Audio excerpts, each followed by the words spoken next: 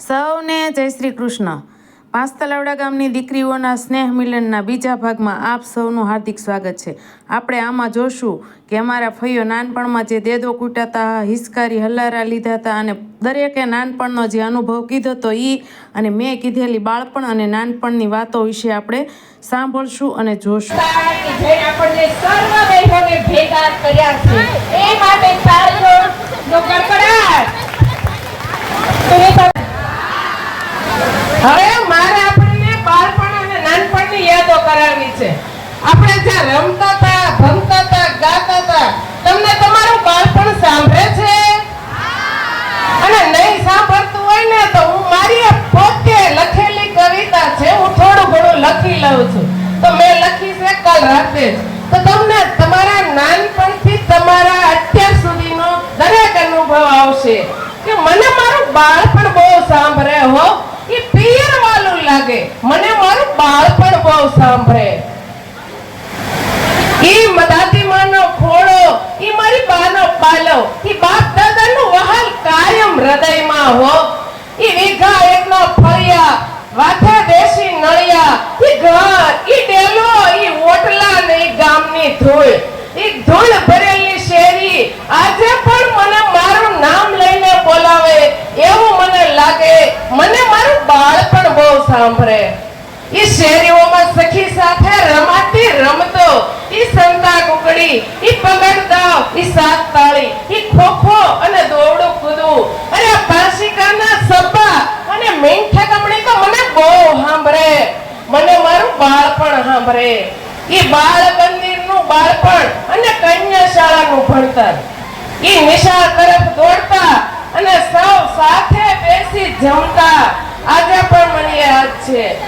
ઈ મધ્યાહનનું ભોજન, એનો સ્વાદ આજે પણ મને યાદ છે। ઈ નિશાળનું આંગણું, ઈ પ્રાર્થના અને ઈ બાલ ગીતો આજે પણ હજી કાનમાં ગૂંજે છે।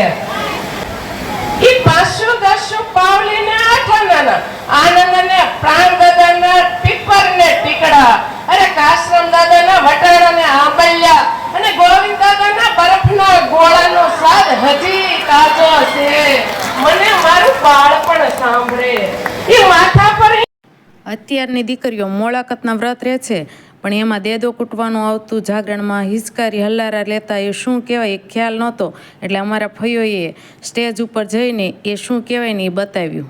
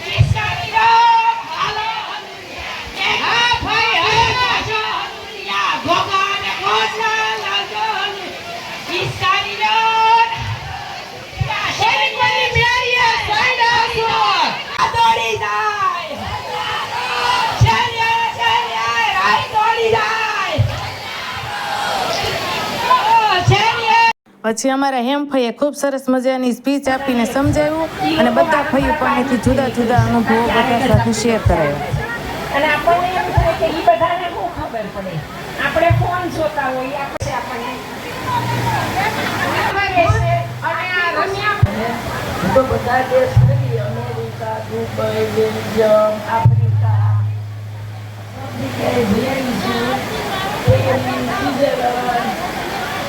પછી અમારા ચંદુ ફઈએ દેશ વિદેશમાં ખૂબ ફર્યા છે એની બધાને વાત કરી અને ખૂબ આનંદ કર્યો। પછી અમારા કાતરોડિયાનો ફઈ છે એને પણ એના નાનપણની ખૂબ સારી વાતો કરી અને તળાવમાં નાવા જાય ને તો અમે એમ કઈ પડી જાય કે નહીં, તો આ વસન કંચન અને રસુ તો બધાયની પેલા તારે એને બહુ કરતા આવડતું। અને અમારે આમલી હતી કાતરોડિયાની, બસુભાઈ કાતરોડિયાની આમલી હતી ને એની ઉશી ડાળે રસ ઉશી ડાળે એ સડે હું એમ કહું કે રસુ મને ગોલ દે ને મને સડાઈને તે કે ના ના રસલા ભાઈ તમારે નથી ચડવું હું ચડું છું ઉપર તે ઉપલી ડાળે સડે અને દેદો કૂટવા જાય ને ત્યારે એકબીજા એવા બાજી પછી અમે ગોરમાં જ્યારે ગોર આવે ને ત્યારે આખા ગામની છોકરીઓ પાદર ભેગું થાય અને પછી રાસ લઈ અને કઈક ઉખાડા કઈ એની વાત કરે છે રેખા બેન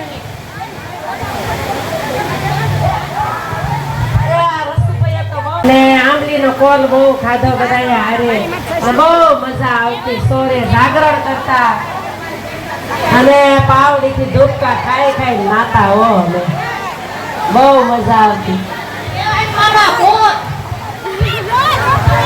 કેહરવાના બોર બહુ ખાધા ભણ્યા નથી હો બે જ ભણ્યા છે પણ કેહરવાના બોર બહુ ખાધા અમને છે ને સાહેબ પાસ કરી દે બોર લઈ નહીં એટલે હા અને ગોળમાં લઈ કપલ પેટી રહેવા દઈ નહીં અને દુકાનના તાળા અને સાણ મૂકી દઈએ અંદર ખુલે નહીં સવારે વેપારી આવે એટલે બહુ એવું કર્યું છે પણ અણહમજુમાં હો હવે થોડી સમજ આવી છે પછી આ મંજુભાઈ મોતીસરિયાએ પાંચ તલાવડા પિયર વિશે શું વાત કરી એ સાંભળો.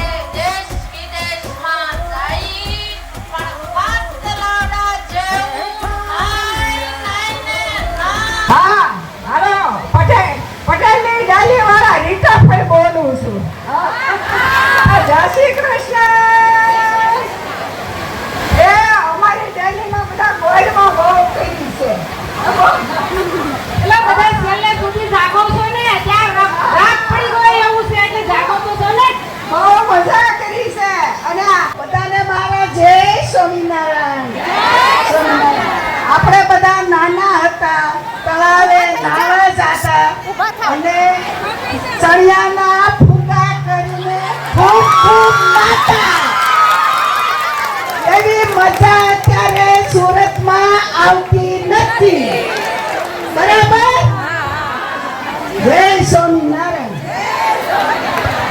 નાના હતા તળાવે નાવા જતા અને હું તો મારી બેન પણ છે ને એને તો હું તો તું પડ પણ એ પડે જ નહીં મારા ગૌ બેન તો પડતી જ નહીં અને મને આવડે છે જે કરતા હું આપણા તળાવમાં શીખી છું અને એવી આપણે કેવો મળશે